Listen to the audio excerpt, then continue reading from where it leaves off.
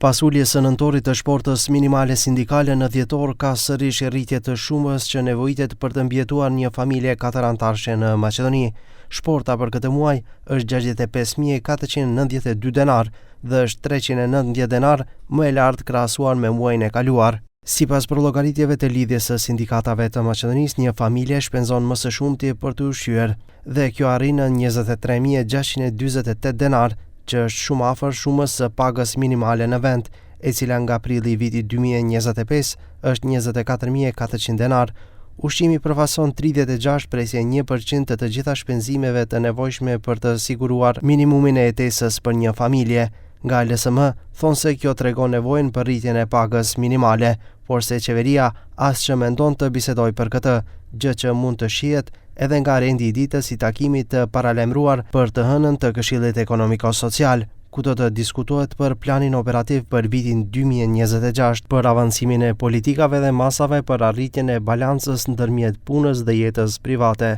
përmes politikave familjare të përgjegjshme gjinore, si dhe pika të ndryshme. Nga sindikata thonë se në pikën të ndryshme do të hapin temën për pagën minimale. Но то што нас не загрижува е тоа што на седницата нема ставено ниту точка за некаква нова вредност на некоја нова владина кошничка, ниту пак точка на дневен ред има ставено за дискусија за платите на работниците, и тоа мислам дека дополнително демотивира и обезхрабрува, и мислам дека тоа е лоша честитка кон работниците од страна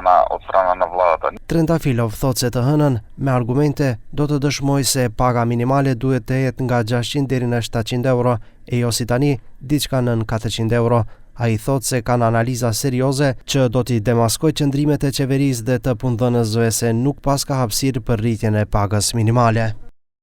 Тоа што дополнително нас не загрижува е тоа што ниските плати во Македонија, минималната плата која е најниска и во регионот и во Европа, и просечната плата која е најниска и во регионот и во Европа, дополнително ствараат притисок на животниот стандард на македонските работници, па кога имате високи цени, а ниски плати, тоа значи дека се зголемува и прагот на сиромаштието. Ndërkaq ministri i ekonomisë Besar Durmishi në emisionin Klik Plus më 15 dhjetor në televizionin 21 paralajmëroi se nga 1 janari, krahas shportës minimale sindikale, edhe qeveria do të nisë me llogaritjen e shportës mesatare të konsumit. Ajo do t'i referohet së paku një familje katërantarshe dhe do të jetë temë shqyrtimi në Këshillin Ekonomiko-Social të caktuar për më 22 dhjetor të hënën. Siç sharoi Durmishi, në përllogaritje do të përfshihen edhe të dhënat nga marketet më të mëdha në vend, çmimet e produkteve bazë ushqimore, si dhe shpenzimet e domosdoshme për një jetë mesatare. Me këtë rast do të merren parasysh edhe dallimet rajonale, ndërsa për frutat dhe perimet do të përdoren produkte karakteristike për periudhën në të cilën bëhet përllogaritja.